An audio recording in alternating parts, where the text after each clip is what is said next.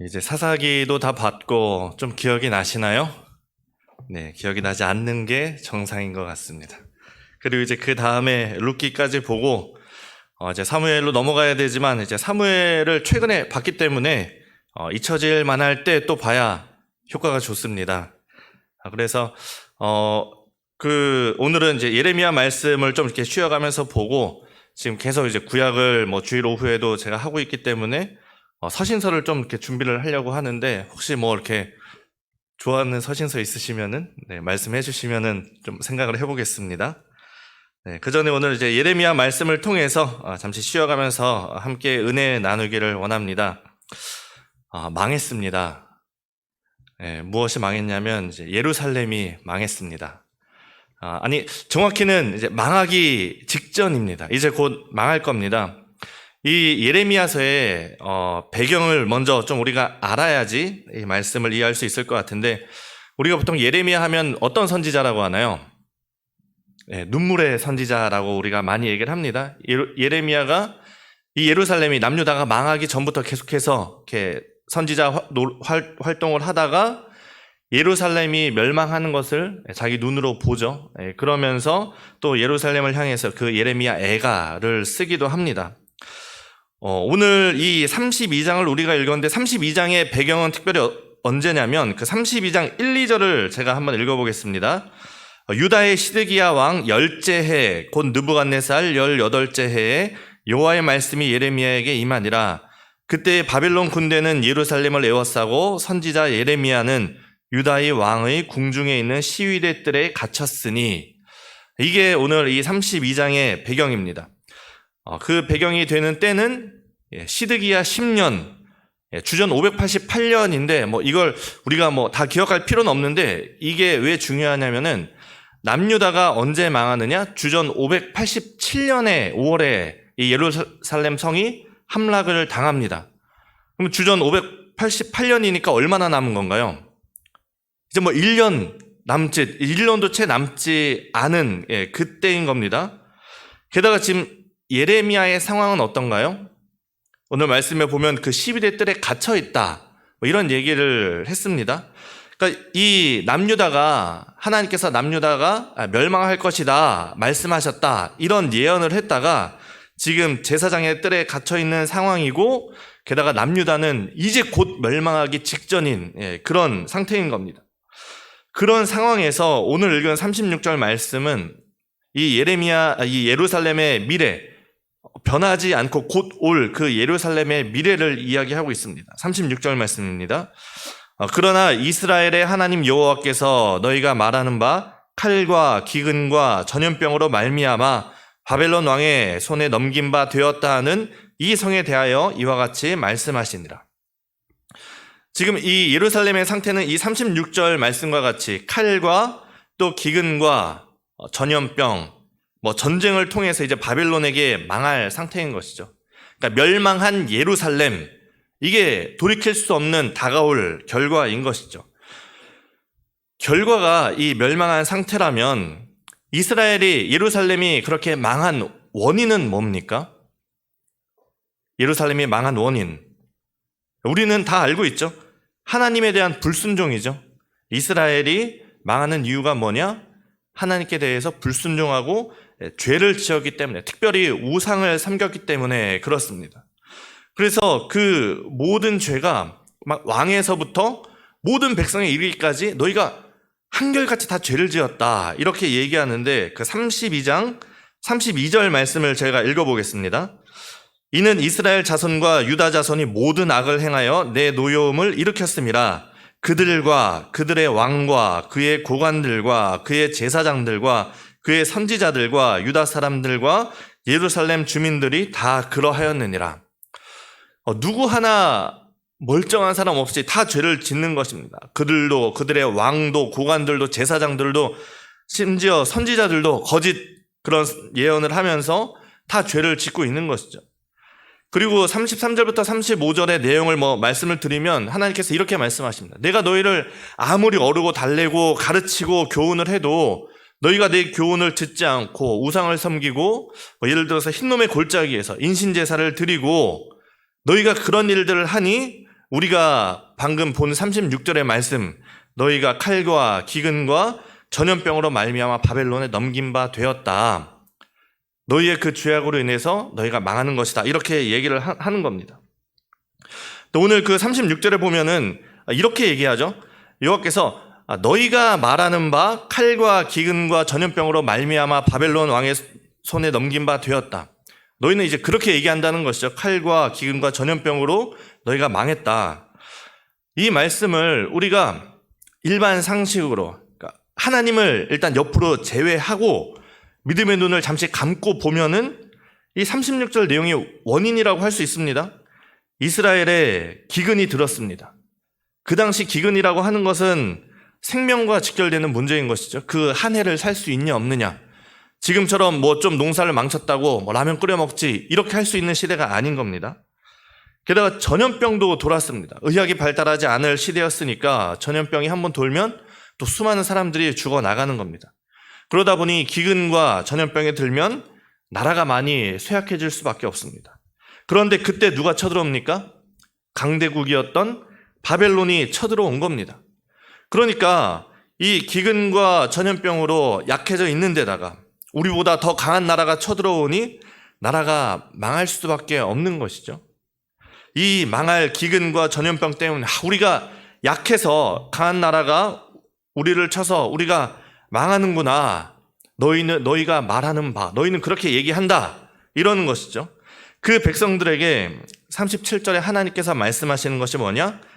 보라, 내가 노여움과 분함과 그 분노로 예루살렘 백성이죠. 그들을 쫓아보내었다. 너희가 말하는 기근과 전염병 바벨론 때문이 아니라 나 여호와가, 나 하나님이 불순종한 너희들을 벌한 것이다 말씀하시는 것이죠. 그래서 42절도 그 앞부분을 보면 이렇게 얘기합니다. 하나님께서 여호와께서 이와 같이 말씀하시니라. 내가 이 백성에게 이 큰 재앙을 내린 것 같이. 그 재앙이 어디서 왔느냐? 예루살렘이 멸망하는 것이 어디서 왔느냐? 그 원인이 뭐냐? 기근에서 온 것도 아니고 전염병에서 온 것도 아니고 바벨론이라는 강대국에 의해서 그런 것도 아니고, 이제 거기에 믿음의 눈을 들어서 보니 뭐가 있습니까? 하나님이 계시고 하나님의 손이 있는 거죠. 하나님의 일하심이 거기에 있는 것입니다. 그냥 나라가 약했기 때문에 세상 논리로 우리가 망하는 줄 알았는데 믿음의 눈을 들어서 보니 어떻습니까? 하나님이 거기 계셨고 하나님이 우리를 벌하고 계셨던 것입니다. 우리를, 예루살렘 백성을 벌하시는 주체가 누구냐? 하나님이시라는 거죠. 그러니 믿음의 눈을 들고 보니 그 원인이 어떤 기근, 칼, 전염병이 아니라 이스라엘의 불순종에 있었고, 그로 인해서 하나님께서 예루살렘 백성에게 죄의 결과로 재앙을 내리신 겁니다. 한마디로 우리가 불순종해서, 우리가 죄를 지어서 하나님이 우리에게 벌을 내리셨다. 자, 그러면 이 고백에서, 하나님 우리에게 벌을 내리셨다라는 고백에서 이어져야 되는 게 뭘까요? 하나님을 원망해야 될까요? 왜 하나님 우리를 벌하셨습니까? 이렇게 원망하는 게 아니라 하나님 우리에게 벌 내리셨습니다 라는 거기서 이어지는 고백이 42절 말씀인 것이죠. 여호와께서 이와 같이 말씀하시니라. 내가 이 백성에게 큰 재앙을 내린 것 같이 허락한 모든 복을 그들에게 내리리라. 사실 이 예레미야 32장은 그 예루살렘 백성을 혼내는 그런 말씀이 아니라 회복의 말씀입니다. 이스라엘에게 회복의 말씀을 하고 있는 건데, 우리를 벌하시는 주체가 하나님이시라면 거기서 이어지는 고백이 뭡니까? 우리에게 복 주시는 분, 우리를 살리시고 회복시키는 분도 하나님이시다라는 겁니다. 이것을 확실하게 말씀하시기 위해서 우리가 한글 번역 성경에는 나오지 않지만 사실 여기에 내가라는 말이 반복이 됩니다. 내가 이 큰 백성에게 큰 재앙을 내린 것 같이 내가 허락한 모든 복을 그들에게 내리리라. 그 주체가 누구냐? 하나님이시라는 겁니다. 너희를 다스리는 주체가 누구냐? 바로 나 여호와 하나님이다. 너희가 잘못했을 때 너희에게 벌을 내리는 것도, 하지만 너희를 회복시키는 것도 나 여호와다 라고 말씀하시는 것이죠. 그래서 이 37절에서 쫓아보냈다라고 끝나는 것이 아닙니다. 37절에 보면 보라, 내가 노여움과 분함과 큰 분노로 그들을 쫓아보내었던 그 모든 지방에서 어떻게 합니까? 다시 그들을 모여들어 이곳으로 돌아오게 하여 안전하게 살게 할 것이다. 나 여호와가 큰 분노로 인해서, 불순종으로 인해서 너희를 내쫓았지만 다시 나 여호와가 그들을 이곳 예루살렘으로 불러들일 것이다. 그 회복의 말씀을 하나님께서 예레미야를 통해서 선포하고 있는 것입니다. 그리고 그 선포의 그 가장 결정적인 것이 38절이죠. 그들은 내 백성이 되겠고 나는 그들의 하나님이 될 것이다. 이 말씀, 이 선포 어디서 많이 듣지 않았나요? 아브라함이죠. 아브라함. 창세기 17장에 보면 그 하나님께서 아브라함의 이름을 아브라함으로 바꿔주면서 그 아브라함과 언약을 맺는 그 장면이 나옵니다. 그 아브라함의 이름을 바꿔주면서 언약을 맺으면서 하시는 말씀이 17장 7절 8절이죠. 내가 내 언약을 나와 너 및 내 대대 후손 사이에 세워서 영원한 언약을 삼고 너와 내 후손의 하나님이 되리라. 내가 너와 내 후손에게 네가 거류하는 이 땅 곧 가나안 온 땅을 주어 영원한 기업이 되게 하고 나는 그들의 하나님이 되리라. 하나님께서 이 아브라함과 약속을, 언약을 하신 겁니다. 자, 바벨론에 멸망당하기 직전인 이 지금으로부터 한 1000몇백 년 전에 그 아브라함과 함께 약속하신 것을 사람은 시간이 지나면서 잊고 또 사람은 불순종하고 또 사람은 떠나갔어도 하나님은 여전히 그 약속을 기억하시고 아브라함과 한 언약을 기억하시고 그 내 후손을, 아브라함의 후손을 내 백성, 하나님의 백성 삼아주시겠다. 그 약속을 기억하면서 다시 한번 이 이스라엘 백성에게 약속을 하시는 것이죠. 그들은 내 백성이 되겠고 나는 그들의 하나님이 될 것이다. 여러분, 한 번 자식은 영원한 자식이죠. 여러분, 자식이 공부를 못한다고 해서 여러분 그 자식을 호적에서 파버리겠습니까? 저도 자녀가 이제 셋 있습니다만 참 셋이 각각 다양한 방법으로 저를 화나게 합니다. 어떤 아이는, 첫째는 참 이렇게 막 목소리도 크고 참 이상한 행동을 많이 하지만 좀 얘기를 하면은 겁을 먹고 이렇게 잘 알아듣습니다. 저희 둘째는 정말 기상천외한 방법으로 저를 화나게 합니다. 말도 통하지 않는 그런 아이도 있습니다. 셋째는 참 성격이 좀 그렇습니다만 그래도 막내라고 이제 귀엽습니다. 그런데 이 자식 중에 누구는 서울대 갔다고 자식이고 누구는 재수했다고 종으로 삼겠습니까? 우리에게 하나님께서 주신 그 자식 한 번 아들은 영원한 아들인 것이고 또 하나님께서는 어떻습니까? 아브라함을 통해서 내가 그들의 하나님이 되고 그들은 내 백성이 될 것이다. 약속을, 언약을, 하나님의 이름으로 언약을 하셨습니다. 그렇기 때문에 하나님은 여전히 그 자리에 계시고 여전히 그 약속을 기억하고 계십니다. 그렇기 때문에 중요한 건 뭡니까? 남아있는 것은 우리가 남아있는 거죠. 우리가 하나님께로 돌아가면 되는 것입니다. 때로 우리의 상황을, 우리의 삶을 살다 보면 그럴 상황들이 있습니다. 다 원인과 결과가 있는 것이죠. 어쩔 때는 운이 없었고 어떤 날은 그날 컨디션이 안 좋았고 이런저런 이유와 상황으로 내가 지금 어려움을 겪고 있다. 그렇게 분석할 수도 있고 또 생각을 할 수 있습니다. 그런데 우리가 믿음의 눈을 들어보면 거기에 하나님이 계심을 볼 수가 있습니다. 여러분, 우리의 삶을 돌아보면 하나님이 보일 때가 있습니다. 저는 여러분이 이거를 정말 경험하신 분도 아마 많이 있을 거고 경험하시기를 바라는데 하나님이 우리 눈에 보이지 않습니다. 그런데 우리의 삶을 돌아보면 하나님이 보일 때가 있습니다. 때로는 나를 평안의 길로, 참 그 좋은 길로 인도하시기도 하고 때로는 나의 부족함과 또 죄와 허물로 인해서 우리에게 징계하실 때도, 벌내실 때도 있지만 그때 우리가 깨달아야 되는 것은 무엇입니까? 나의 주인, 내 삶의 그 모든 주체가 하나님이시다. 내가 평안하고 좋은 길로 인도하신 분도 하나님, 때로는 나를 벌하신 분도 하나님, 하나님께서 내게 벌을 내리신다면 또 하나님께서 내게 복을 내리신다라는 것입니다. 그리고 그 하나님은 여전히 우리를 기다리시는 분이고 여전히 나를 기다리시는 분이고 약속을 기억하시고 복 주시기를 원하신다는 분입니다. 그러니 우리가 해야 되는 것은 하나님께로 돌아가야 하는 것입니다. 때로는 상황이 그럴지라도 그 상황이 나의 주인이 아니고 때로는 나를 누군가 시험할 때 사탄이 내 주인이 아니고 우리의 주인은 누구입니까? 바로 하나님이시다. 내가 좋은 길을 걸어갈 때, 나쁜 길을 걸어갈 때 그 모든 상황에서 나는 하나님께 속해 있다.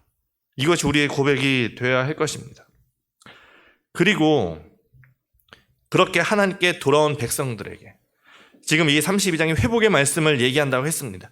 돌아온 백성들에게 주시는 말씀이 이제 39절부터의 말씀입니다. 내가 그들에게 한 마음과 한 길을 주어 자기들과 자기 후손의 복을 위하여 항상 나를 경외하게 하고 내가 그들에게 복을 주기 위하여 그들을 떠나지 아니하리라 하는 영원한 언약을 그들에게 세우고 나를 경외함을 그들의 마음에 두어 나를 떠나지 않게 하고 내가 기쁨으로 그들에게 복을 주되 분명히 나의 마음과 정성을 다하여 그들을 이 땅에 심으리라. 참 그 아브라함과 맺었던 언약과 상당히 비슷한 그런 내용의 말씀입니다. 뭔가 내용이 많이 길었지만 하나님께서 그 돌아온 백성들에게 뭘 주신다고 하셨습니까? 한 마음과 한 길을 주시겠다 이렇게 얘기합니다. 이전까지의 백성들은 어떤 마음을 가지고 있었습니까? 우상 숭배 등으로 여러 가지 분열된 길과 마음들이었습니다. 여러분, 우상 숭배의 그 핵심이 뭡니까? 우상 숭배하는 그 핵심은 풍요입니다. 결국에 나의 어떤 욕망과 욕심이고 자신의 욕망을 채우기 위해서는 어떻게 해야 됩니까? 그냥 정직하게 걸어가면 내 욕심을 채우기가 쉽지 않습니다. 어떻게 해야 됩니까? 다른 사람을 속이고 빼앗고 해야 됩니다. 모든 사람이 그렇게 산다면 그것이야말로 분열된 마음과 여러 가지 길로 가는 것이죠. 하지만 돌아올 백성에게는 하나님께서 한 마음과 한 길을 주신다고 하셨습니다.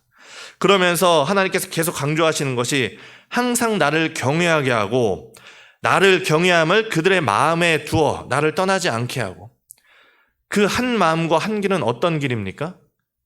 하나님을 경외하는 길입니다. 하나님을 경외한다는 것은 하나님을 두려워하는 것입니다. 하나님을 두려워하는 것은 하나님의 말씀대로 사는 삶입니다. 하나님의 말씀대로 우리의 마음과 정성과 힘을 다해서 하나님 한 분만 사랑하고 또 그와 같이 우리의 이웃을 사랑하며 그 한 마음, 한 길을 걸어가는 백성에게 하나님께서 이와 같이 복을 주신다 말씀하십니다. 그렇게 주시는 복이 뭐냐? 아까 읽었던 마지막 말씀.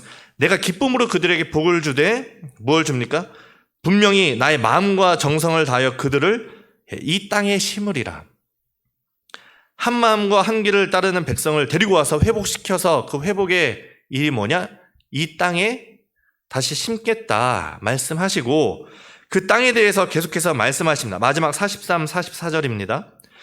너희가 말하기를 황폐하여 사람이나 짐승이 없으며 갈대아인의 손에 넘긴 바 되었다는 이 땅에서 사람들이 밭을 사되 베냐민 땅과 예루살렘 사방과 유다 성읍들과 산지의 성읍들과 저지대의 성읍들과 네겝의 성읍들에 있는 밭을 은으로 사고 증서를 기록하여 봉인하고 증인을 세우리니 이는 내가 그들의 포로를 돌아오게 함이니라. 여호와의 말씀이니라. 제가 여러 번 강조하지만 우리가 그 성경을 읽을 때 이 이스라엘 백성들에게 땅이라는 것은 항상 특별하다라는 말씀을 여러 번 드렸습니다. 창세기에서도 하나님께서 아브라함과 한 언약에서 뭐라고 말씀하십니까? 내가 너와 내 후손이 거류하는 이 땅, 곧 가나안 온 땅을 주어 영원한 기업이 되게 하고 나는 그들의 하나님이 되리라. 하나님께서 그 땅을 주시겠다라는 것은 그들에게 복을 주시겠다라는 말과 이 이스라엘 백성에게는 같은 뜻입니다. 이스라엘에게 복은 땅이라는 것으로 가시적으로 보입니다. 그들이 사사기에서도 말씀드리고 여러 말씀드렸습니다만 그들이 타락하면 땅을 뺏기고 때로는 아예 지금과 같이 땅을 전부 빼앗기고 노예가 되기도 하고 또 영적으로 회복하면 땅이 회복되기도 하고 이렇게 다시 이 땅으로 돌아오는 이 가시적으로 볼 수 있는 것이 예루살렘, 이스라엘 백성들의 영적 현실과 또 복인 겁니다. 오늘 말씀 마지막에서도 너희를 이 땅에 심겠다, 그 땅이 회복될 것이다 하는 그 회복의 말씀을 하면서 사람들이 뭘 하느냐? 그 땅을 사고 팝니다. 그 땅의 증서를 기록하고 봉인하고 증인을 세우고 이런 땅을 사고 파는 내용이 나옵니다. 그런데 여기서 나오는 이 땅, 그 증서를 기록하고 봉인하고 증인을 세우는 내용이 여기 나오는 것이 아니라 우리가 읽은 그 32장 앞부분에 이 말이 또 나옵니다. 9절부터의 말씀을 제가 읽어드리겠습니다. 내 숙부의 아들 하나멜의 아나돗에 있는 밭을 사는데 은 17세겔을 달아주되 증서를 써서 봉인하고 증인을 세우고 은을 저울에 달아주고.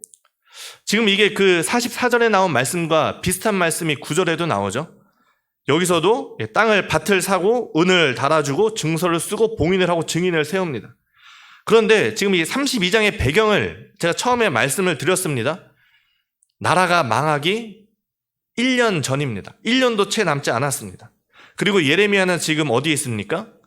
제사장의 뜰에 감옥에 갇혀있는 상황인데, 근데 그런 예레미야에게 이 하나멜의 그 친척이 와서 뭘 하라고 합니까? 땅을 사라 이러는 겁니다. 예레미야에게 땅을 사라. 지금 그 땅이 어떤 땅입니까? 이제 곧 망할 땅, 이제 바벨론에게 멸망할 땅을 사라는 겁니다. 그런데도 이 예레미야는 그것이 하나님의 말씀이라는 것을 깨닫고 땅을 삽니다. 그러니까 쉽게 얘기해서 하나님께서 예레미야에게 너 예루살렘에 주식을 좀 사라 이렇게 말씀을 하셨는데, 그 주식은 어떤 주식입니까?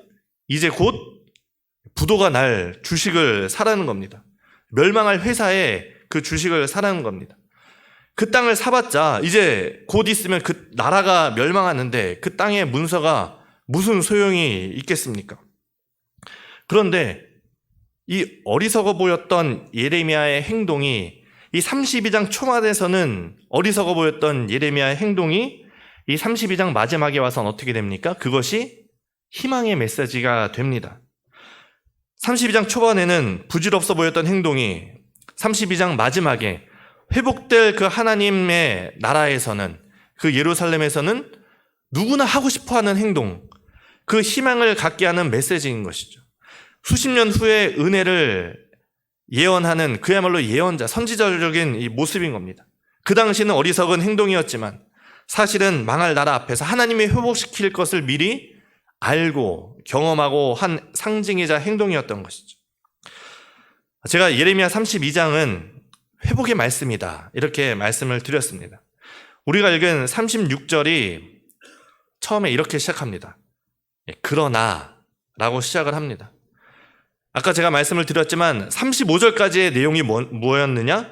이스라엘이 죄를 지었다, 우상을 섬기는데 왕과 제사장, 선지자, 백성과 주민 할 것 없이 모두가 다 죄를 짓고 있다 라는 말씀에서 36절에서 어떻게 바뀝니까? 그러나 내가 이스라엘을 벌하겠지만 내가 이스라엘을 벌하는 것이고 내가 이스라엘에게 재앙을 내린 것 같이 내가 또 그들에게 복을 내릴 것이다. 그들은 내 백성이 되겠고 나는 그들의 하나님이 될 것이다.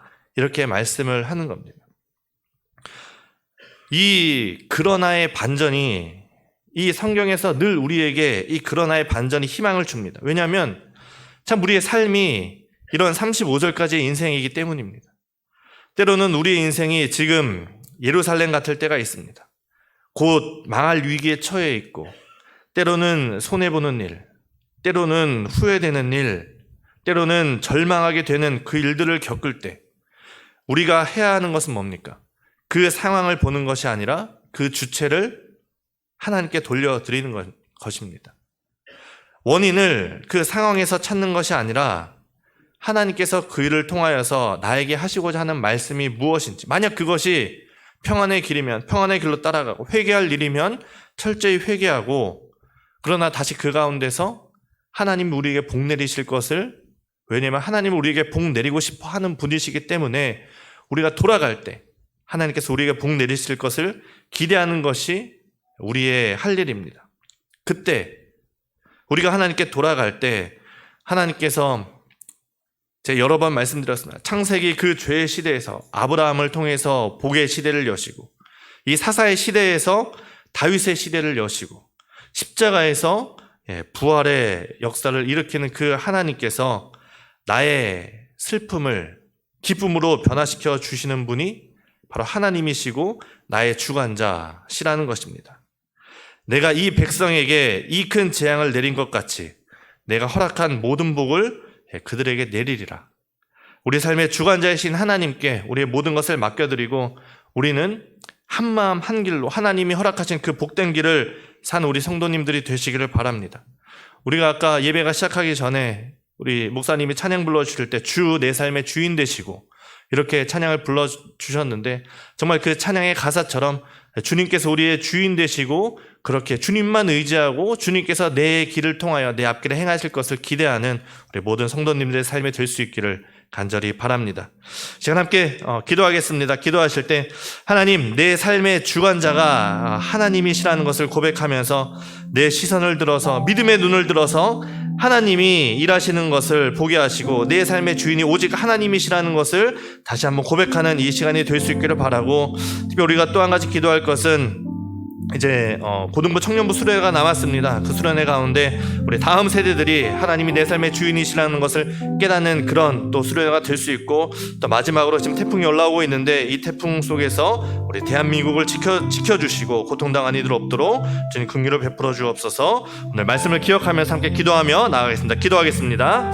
거룩하신 하나님 감사합니다. 하나님, 오늘도 우리가 하나님의 말씀을 보며 하나님 다시 한번 우리의 삶을 돌아봅니다. 하나님, 때로는 여러 가지 상황과 하나님 때로는 정말 나의 삶에 정말 내가 주인이 될 때도 있었고, 때로는 하나님 내 삶에 너무 힘들어서 지치고 쓰러질 때도 있었지만, 그럼에도 불구하고 하나님 우리가 다시 한번 주님 앞에 이 시간 말씀으로 고백하는 것은, 말씀을 의지하여 고백하는 것은 하나님이 나의 주인이시라는 것은, 하나님이 내 삶의 주관자 되시고 주인 되신다는 것을 다시 한번 고백합니다. 하나님, 내 삶을 돌아보니 내가 평온한 길로 걸어갈 때도 하나님께서 나를 인도하여 주셨고, 때로는 하나님 내가 힘들 때 하나님께서 나의 죄와 허물을 통하여서 나를 다시 한번 깨닫게 하시려고 우리를 징계하실 때도 있었습니다. 그러니 하나님, 내 삶의 모든 주체가, 내 삶의 모든 주인이 하나님의 신을 주님 고백하며 정말 주님께만 의지하고 주님께만 나아가는 우리의 삶이 될 수 있도록 하나님 인도하여 주옵소서. 그때 우리가 주님께 돌아갈 때 하나님께서 정말 우리에게 다시 한번 복 내려주시고 그들은 내 백성이 되고 나는 너희의 하나님이 되리라 말씀하신 것처럼, 하나님 우리의 하나님이 되어주시고 바로 나의 하나님이 되어주시고 나를 하나님의 자녀로 하나님의 백성으로 삼아 주옵소서. 하나님, 우리의 자녀들을 위해서도 기도할 수 있기를 원합니다. 하나님, 오늘 주간에 우리 특별히 청년부와 또 고등부 수련회가 있습니다. 그 수련회를 통하여서도 하나님 우리의 자녀들의 삶의 주인이 하나님이시라는 것을 깨닫는 시간이 될 수 있도록 주님 인도하여 주시고, 하나님 이를 통하여서 정말 우리 자녀들의 마음속에 하나님을 사모하는 마음을 주시고 정말 그곳에 가고 싶어하는 그 마음을 주시고, 또 그것이 정말 잘 준비되어서 하나님 그 말씀을 통하여서 우리의 자녀들의 삶의 주인이 하나님이시라는 것을 깨닫는 우리 모든 시간들이 귀한 시간들 될 수 있도록 주님 인도하여 주옵소서. 하나님, 참 태풍이 올라오고 있습니다. 많은 사람들이 걱정하고 있습니다. 그러나 그 가운데 하나님의 긍휼하심을 봅니다. 하나님이 우리의 주인 되시기에 하나님 정말 주님께서 우리를 이겨내실 것이라, 그 모든 일들을 이겨내실 것이라 하나님, 주님 우리에게 힘주실 것을 믿습니다. 하나님, 우리를 지켜주시고 하나님 우리 성도들 지켜주시고 삶을 지켜주시고 우리 대한민국을 지켜주시고 이로 인해서 고통당하는 이들 없도록 하나님 우리를 붙들어 주시고 함께하여 주옵소서.